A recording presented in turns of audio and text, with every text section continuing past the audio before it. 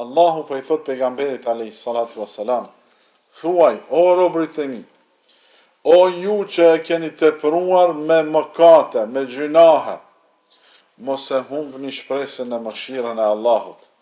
Vërtet Allahu I fal të gjitha gabimet. Edhe nëse mëkatet janë të shumta dhe të rënda dhe të lloj-llojshme, dera e pendimit është e hapur, përderisa njeriu është gjallë dhe frynon. Bismillahirrahmanirrahim. Të nderuar xhamatllin, në kohën që po jetojmë, kushtet për të rënë në mëkate, kushtet për të bërë gjunahe janë lehtësuar shumë. Me bë harame sot është bërë shumë lehtë.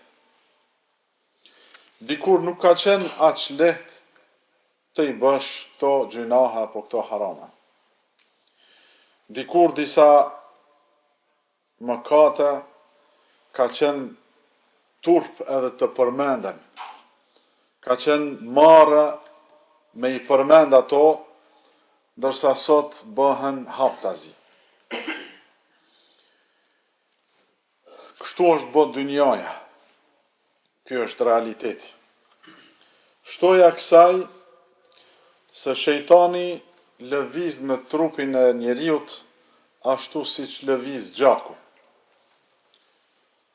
E mashtron dhe manipulon njeriun shumë lehtë, sidomos kur e gjen atë jo të kapur fort për dinin e Allahut.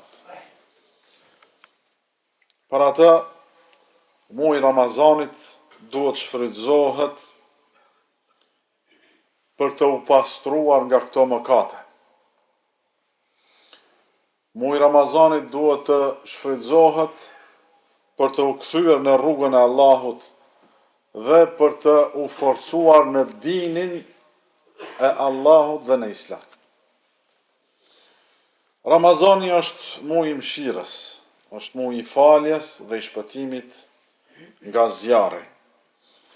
Është muaji kur zemrat zbuten, shpirtrat pastrohen dhe dyert e kthimit e të pendimit tek Allahu hapen më gjerë se kur. Nuk ka dhurat më të madhe për një rob që I friksohet Allahut Azza wa Jall, se sa të jepet mundësia të pendohet dhe të filloj një jetë të re me Allahun. Allahu subhanahu wa ta'ala na bën thirrje të gjithë besimtarve. Ja eyyuhalladhina amanu tubu ila Allahi taubatan nasuha. O ju që keni besuar, pendohuni tek Allahu, kthehuni tek Allahu, pendohuni me një pendim të sinqert. Ky është urdhër për gjithë besimtarët, jo vetëm për mëkatarët e mëdhenj, por për secilin prej nesh, sepse askush nuk është pa gabime. Askush nuk është I mbrojtur nga gjunahet dhe haramet.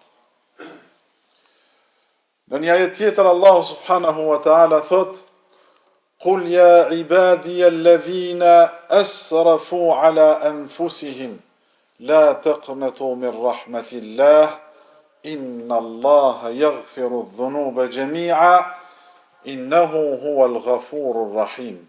Thuaj, o robërit e mi, Allahu po I thot pejgamberit alayhi salatu wassalam, thuaj, o robërit e mi, o ju që e keni tepruar me mëkate, me gjunahe, mos e humbni shpresën e mëshirën e Allahut.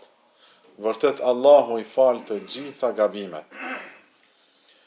Edhe nëse mëkatet janë të shumta dhe të rënda dhe të lloj-llojshme, dera e pendimit është e hapur, përderisa njeriu është gjallë dhe frynon.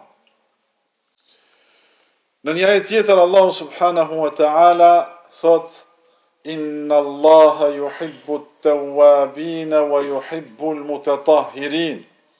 Allahu i do ata që pendohen dhe i do ata që pastrohen. Subhanallah.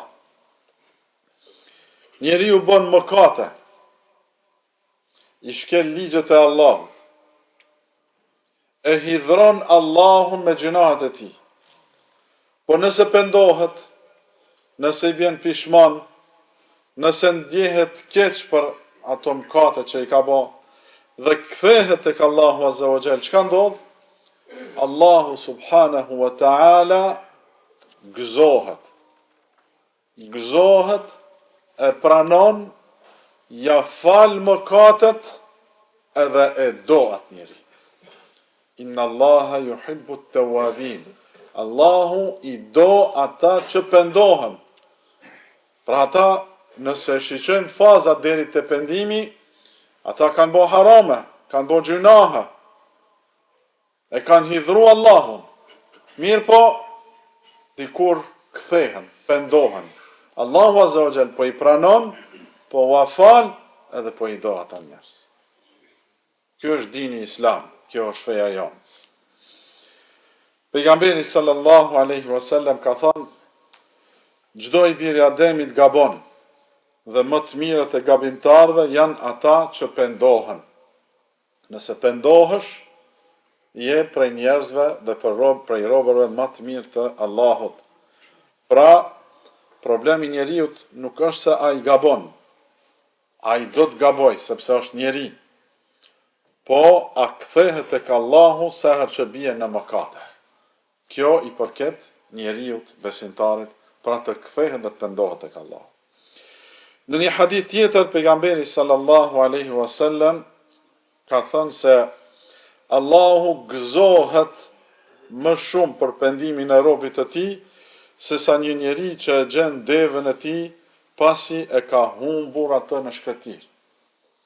Një njeri kur është në shkretir dhe burim të jetës dhe të shpëtimit e ka vetëm devën e tij, sepse ajo e bart ushqimin dhe me të udhton. Nëse i ndodh që i humbon devja, çka bën ai njeri? I humbon shpresat në jetë. Nëse e gjen devën, çfarë gëzimi ka me pas? Do të gëzohet shumë. Pejgamberi alayhis salatu wassalam po e përshkruan gëzimin e Allahut, thot është më i madh se sa ky njeri që e gjen devën masi i ka humbur në mes të shkretirës. Pra, Allahu gëzohet kur besimtari kthehet tek ai dhe pendohet. Abdullah ibn Mas'udi radiallahu anhu ka thënë: besimtari i sheh mëkatet e veta si një kodër. Si një kodër që gati sa nuk i ka rënë mbi kokë. Besimtari mërzitet për gjunahet e veta. Që po themi nëse njeriu gabon, nuk do me thonë se ai me u rrafshua me thonë unë gaboj edhe aqma, nuk është problemi im. Njeriu duhet tentoj të mos gaboj, duhet të ruhet, duhet të i bëj gjitha kushtet mos me ra harame. Mirë po me gjitha ata i ka me ra. Edhe kur të bijen mëkatin, gjunahen, harame, çka du të me bo? Duhet me konsideru, si kur që shka thonë Abdullah ibn Mas'udi, si kur një kodër me pas për mi kokë, dhe në çdo moment mundet me rshit dhe me të ranë kokë. Kështu duhet me i konsideru mëkatet. Thot besimtari kështu mendon. Ndërsa mëkatari i sheh mëkatet e tij si një mizë që i ndalet në hundën e tij dhe ai mundohet ta largoj me dorë. Jo besimtari apo gjunaqari, ai që është mashtruar nga shejtani, nga armiku i njeriut, ai gjunahet i zën të vogla dhe të lehta dhe nuk mërzitet. Pejgamberi sallallahu alaihi wasallam, shembulli ynë më i mirë, ka thënë: o ju njerëz, pendohuni tek Allahu. Thirrja prej pejgamberit sallallahu alaihi wasallam: o ju njerëz, pendohuni tek Allahu sepse pasha Allahun, pejgamberi alayhi salatu wasalam po flet. Pasha Allahun, unë pendohem tek Allahu më shumë se 100 herë në ditë.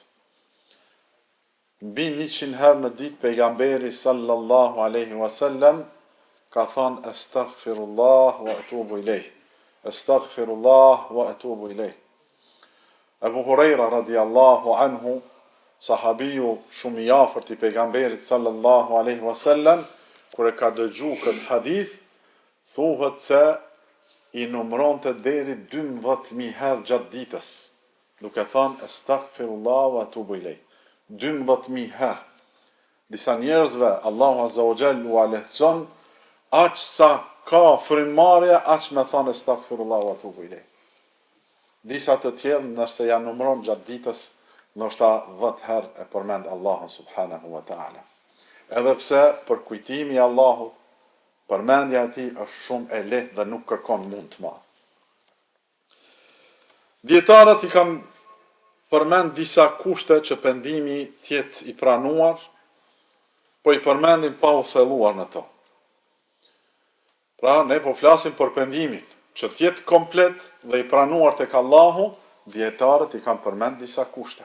E ato janë, kushti i parë, sinqeriteti. Imagjino një mëkat që e duke e ba, edhe ke vendosë gjatë muajit Ramazanit me eliminua atë mëkat. Mos me kanë më pjesë e jotja. Me bë tëube, me u largua. Mendoje këtë mëkat edhe tash që jemi duke fol. Pendimi duhet bëhet vetëm për hir të Allahut. Pra nga ky mëkat, kthehesh tek Allahu dhe kërkon falje vetëm për hir të Allahut, jo për tu dukur para njerëzve. Jo nga friga e turpit e marrës apo ndonjë pasojë të dynjas. Pendimi i sinqert është ai që buron nga zemra dhe synon kënaqësinë e Allahut. Pra ky është kushti i parë. I dyti, largimi i menjëhershëm nga mëkati. Nuk është pendim i vërtet nëse njeriu vazhdon ta bëjë mëkatin. E mendon një mëkat e thush astaghfirullah wa atubu ilejh, mirë po me një herë vazhdon ata. Jo, nuk është në rregull kjo. Du ta vendosësh me zemër, me shpirt, që të largohesh me një herë nga ky mëkat. Duhet ta ndërpres me një herë, qoftë ai mëkat me gjuhë, me sy, me duar apo me sjellje. Kushti i tretë, pendimi dhe keqardhja për atë që ka kaluar.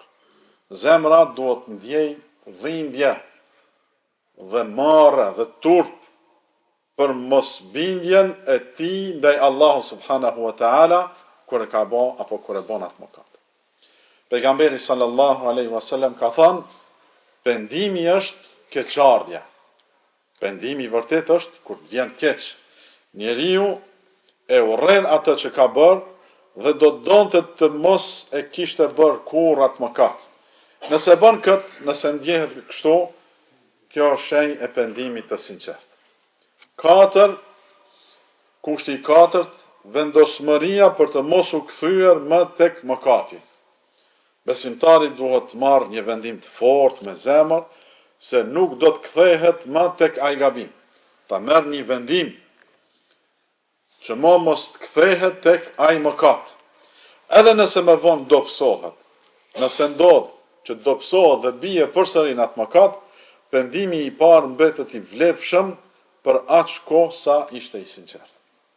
Edhe nëse bën dhe kthehet njeriu në atë mëkat, nëse në momentin që është pendu ka qenë i sinqert, i pranohet ai pendim, edhe nëse ndodh që përsëri ai ta bën njëtin mëkat, prap let pendohet dhe let kthehet tek Allahu azza wa jall derisa ta eliminojë. Pendimi duhet jetë mos tjetë në momentin e vdekjes. Pendimi pranohet përderisa njeriu është gjallë dhe ka mundësi të zgjedhë. Kur shpirti arrin fyt dhe fillon momenti i vdekjes, atëherë nuk pranohet më, sepse nuk është më pendim me zgjedhje, por me detyrim. Nga detyrimi pendohet. Është edhe një kusht që lidhet me të drejtat e njerëzve. Nëse mëkati ka të bëjë me padrejtësi ndaj dikujt, si për shembull vjedhje të mallit, shpifje, borxh, padrejtësi, duhet kthyer e drejta ose së paku duhet të i kërkohet falje. Nëse i kërkon falje dhe ai ja pranon, ai inshallah është i falur.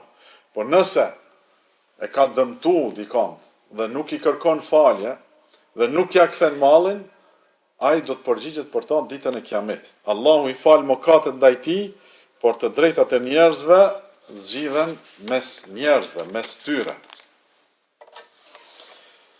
Ai duhet bëj çmos për të rregulluar ato para vdekjes. Të nderuar vëllezër, Ramazani është koha më e përshtatshme për të u penduar.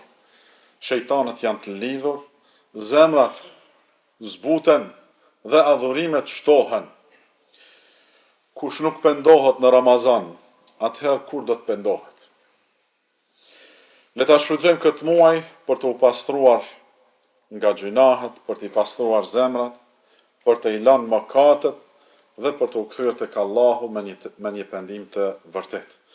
Elusim Allahun e madhruar të na falë mëkatet, të na pranoj pendimin ton dhe të na bëj prej atyre që dalin nga Ramazani të pastër si dita kur kanë lindur. Aqulu ma tasma'una wastaghfirullaha li wa lakum.